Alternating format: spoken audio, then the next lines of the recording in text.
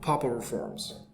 They're designed to grab the immediate attention of the viewer, to entice them to click on a link or to collect their email address. Most websites now use Popover forms as non-intrusively as possible, and their conventional design has also been overhauled to provide a more consistent experience. So why use Popover forms? The simple answer to this question is that Popover forms lead to higher conversions. In fact, Sumo has proven that Popover forms give you a conversion rate of 3.1%, and the highest performing ones gives you a conversion rate of up to 9.3%. When using Popover forms, you have to make sure you use them smartly. Website visitors draw different reactions and psychological states depending on the type of website they're browsing. So if a visitor is filling out their billing and shipping information on the checkout page, it won't be a good idea to obstruct the process with a Popover form. While on the other hand, if you have a repeat visitor who has been browsing your website for more than 5 minutes, scrolling through a blog post about the things you're selling, this would be the perfect scenario to show this person a Popover form with a call to action. Another great example of the effective use of Popover forms is using them as exit monitoring for your website,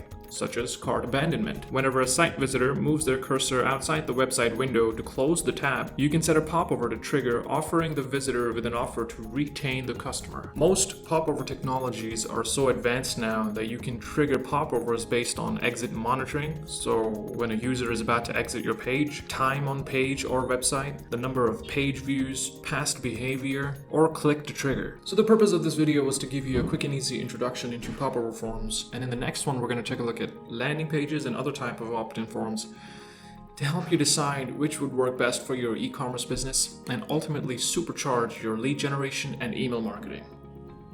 I'll see you guys in the next one.